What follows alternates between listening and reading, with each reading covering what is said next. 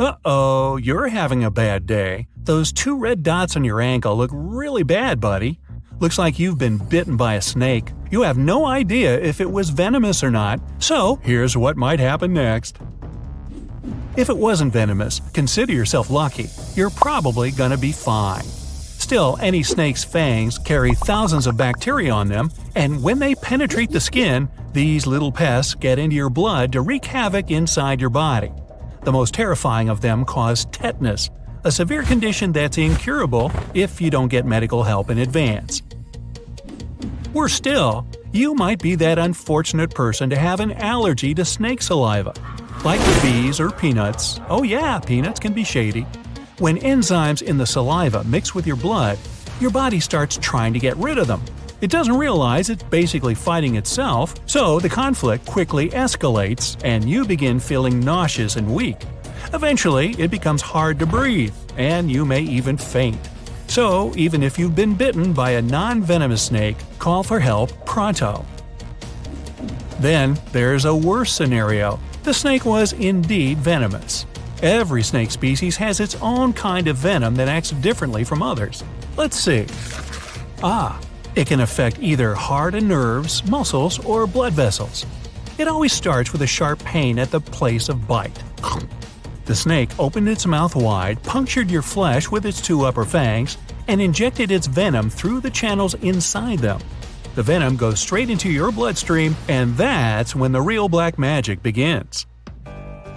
If the bite marks are clearly seen on the smooth skin and there's nothing else, it might have been a crate. If the bite starts swelling, it was probably a cobra. You start feeling dizzy, hot, and sweating right away.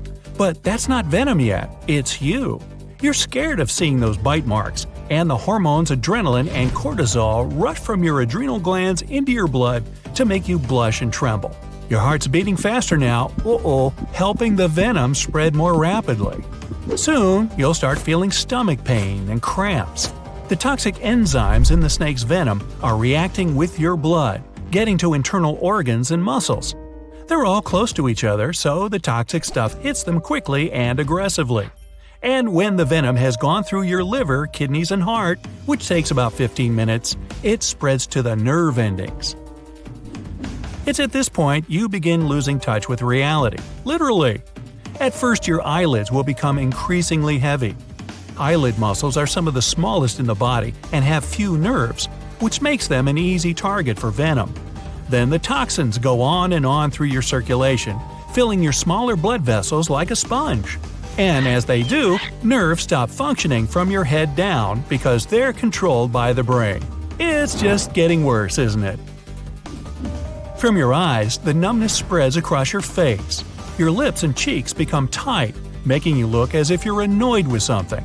Within an hour or two, you will lose the ability to speak and see. The nerves in your face will have turned off completely.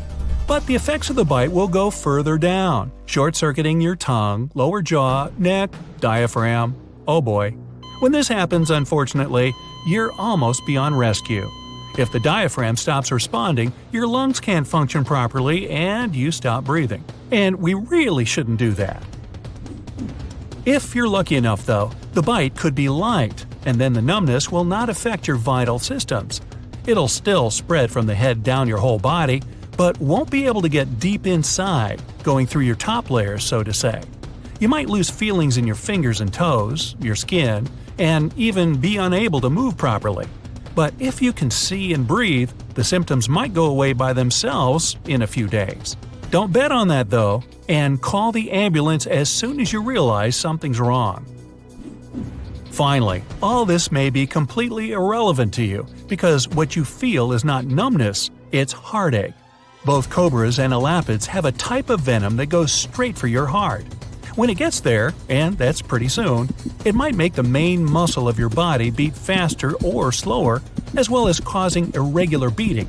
This is a huge strain on your heart. You know what to do. Other muscles can also be affected, especially by sea snake venom. It has special toxins that target muscles, and as your eyes get heavy, you might also feel cramps, first in your stomach and then rapidly spreading to your arms, legs, and chest. You will have trouble moving because your muscles will grow stiff, and touching anything will become an ordeal because of the tenderness. In the end, the venom may make you lie in bed and wait until it goes away. If it goes away. Boy, let's just pile on, shall we? Now, if you look at the bite mark and see it swelling and there's blood from the 2 punctures, it means you've been bitten by a viper. This venom acts differently and is even more terrifying. Oh gee. Its molecules are larger and can't spread so quickly in the bloodstream. That's why they head for your lymph nodes and act from there. As a result, the venom is slow and painful. At first, you will only feel scared and dizzy because of that. Then, after 15 minutes, the venom will start spreading through your body, beginning from where the viper bit you. The thick and viscous substance will mess with your blood, making it clot and causing bruises. The higher it goes, the more of your body it affects. But this progress is slow compared to the effects of cobra and elapid bites. If you don't get medical help, you will notice the swelling growing every hour. As the venom works its way through your lymph, it will make it go against you, causing even more swelling. Lymph is your body's primary defensive barrier. It's a fluid that contains white blood cells which fight diseases. Venom gets into their ranks and causes disarray. White blood cells attack it to no avail, and it spreads ever further. And when the vile thing reaches lymph nodes, they swell, desperately trying to get rid of the intruder. Production of lymph increases, and the bitten part of your body gets more swollen by the hour. Depending on the potency and amount of venom, your limb will grow twice in size by day 2 or 3 from that bite. Since we're talking about your ankle, it's your whole leg that will get affected, foot to hip. You won't be able to walk, of course, and sitting will also be off limits. The only hope at this stage is to lie in bed and try not to move. Even this late, there's still a chance your body will cure itself. But if there's any possibility to get you to the hospital, what do you think? Yeah, you should still do it. What the heck? When bitten by a snake, you might panic and do it all wrong, so increase your chances of survival by calming yourself down.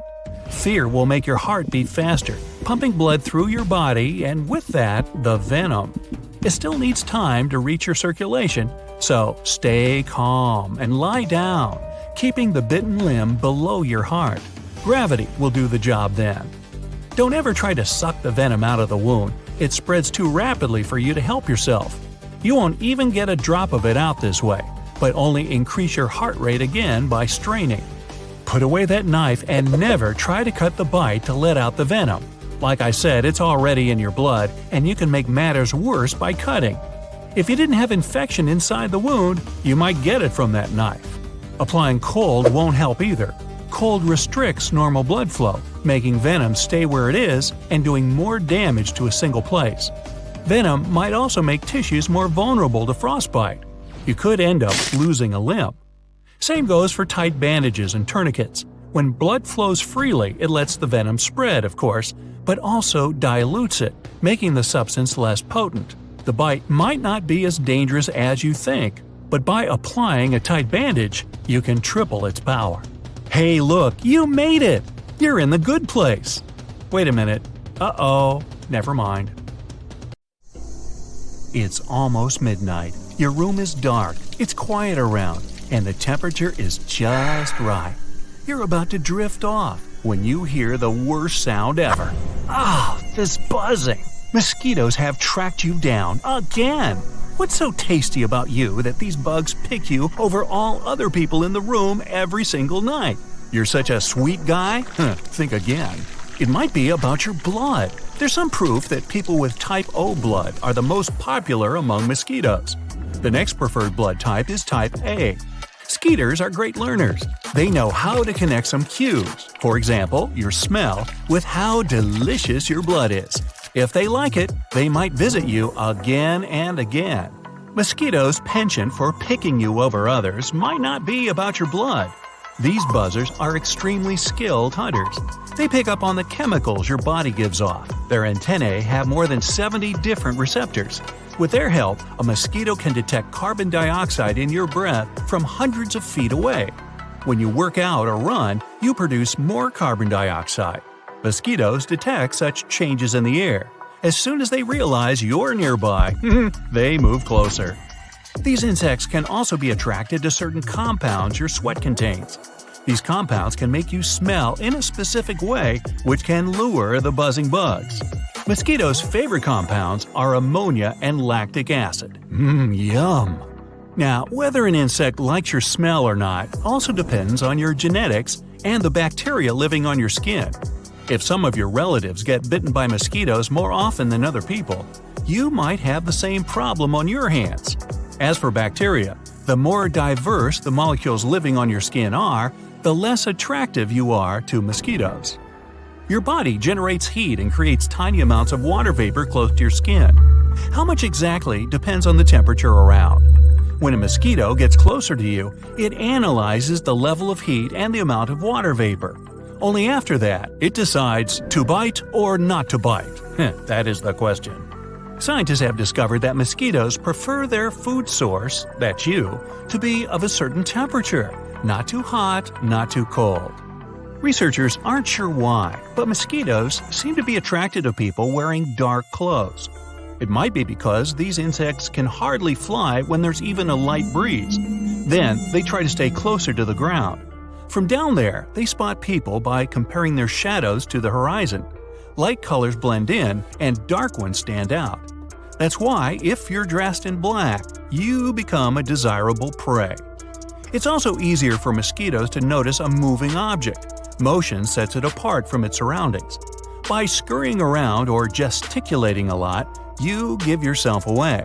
But unless you're ready to spend the summer dressed in all white and sitting still, you'll have to endure Skeeter's attacks. Oh, by the way, the recommendation to move as little as possible is rather controversial. Mosquitoes are smart critters with a surprisingly good memory. If you start brushing them off or try to swat them, they'll remember your scent. And then they'll avoid you for at least 24 hours not to get in harm's way. They'll hunt someone else instead.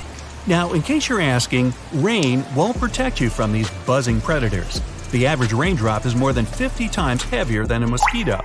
Yet the tiny insect manages to fly around without any problems. For comparison, if it was a Boeing 747 that collided with a raindrop half 100 times its size, it would have more than 2,000 tons of water crashing down on it. There would be no hope for the poor aircraft. Some people believe that mosquitoes are fast enough to dodge raindrops. In reality, these insects move too slowly to get knocked down from the sky. Their average flight speed is no more than 1.5 miles per hour. If mosquitoes had to take part in a race, butterflies, honeybees, and plenty of other insects would leave them far behind. At the same time, this speed is still high compared to the skeeter's size. If you were that fast, you'd move at 200 miles per hour. In any case, even though mosquitoes travel unhurriedly, their mass is so small that a raindrop doesn't splash after the collision. It flows around the bug without interrupting its flight. The only thing that can protect you from being bitten is the wind. If it's faster than 1 mile per hour, mosquitoes can't fly. They prefer to feed at dawn and dusk. That's when the wind usually calms down, and it gets more humid. If you have an opportunity to stay inside at these times, you'll save some blood. If a mosquito finds an uncovered patch of skin, it'll definitely go for it, but their preferred spots are around your head and feet. Scientists believe it has something to do with your body's temperature and the number of sweat glands in those places. When a skeeter bites you, it literally risks its life. It needs almost 3 minutes to get enough blood to feel full. And how successful the process is depends on the insect's luck and its saliva. The most difficult part is the moment when the mosquito pierces your skin. At that moment, you feel a stinging pain and are likely to squish the bug. That's why immediately after biting you, the mosquito injects its saliva. It's made up of more than 100 components.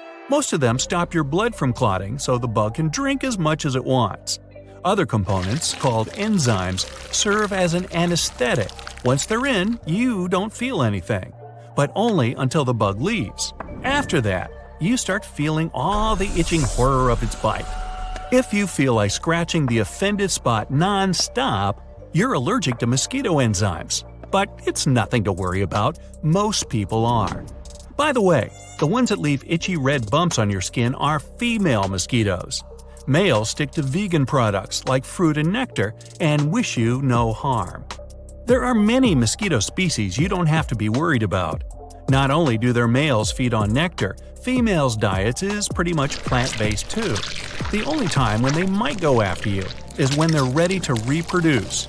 Your blood contains proteins, liquids, and other nutrients needed for their eggs to form. Some mosquitoes won't bother you because they're only interested in animals. There are bugs that bite only birds, and those that feed on amphibians and reptiles. So don't get surprised if one day a mosquito lands on your pooch and ignores you. Most skeeters get born in damp places and stay there throughout their lives. Females need just a few inches of standing water to lay eggs. Some species even breed in puddles left after rainstorms. After tiny larvae grow up, they keep living in the area.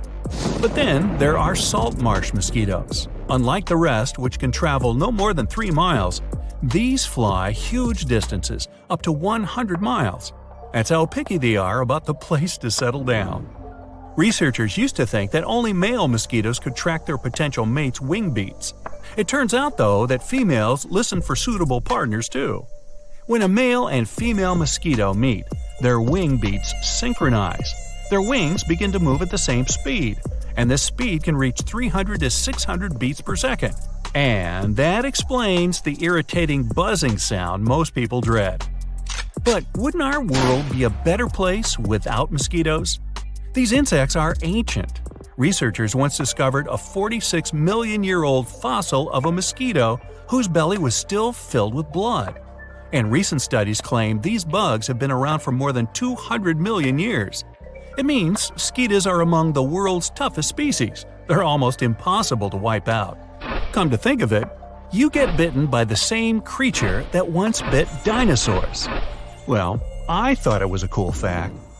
Mosquitoes aren't that bad either. Out of more than 3,000 existing species, no more than 200 feed on people. Mosquito larvae clean water by eating waste it contains. Skeeters even pollinate flowers. Several types of mosquitoes have a crucial ecological role. They gather in huge buzzing clouds in Arctic Russia and become the main food source for migrating birds. Scientists who made needles less painful were inspired by the mosquito's mouthpiece, proboscis. It's not just a sharp straw through which the insect draws blood. The thing consists of 6 separate thin parts protected by an outer layer. Some of these pieces are extra sharp to cut through your skin. Something else to consider as you hear that certain buzzing sound while trying to go to sleep. Sweet dreams! That's it for today. So hey, if you pacified your curiosity, then give the video a like and share it with your friends. Or if you want more, just click on these videos and stay on the bright side.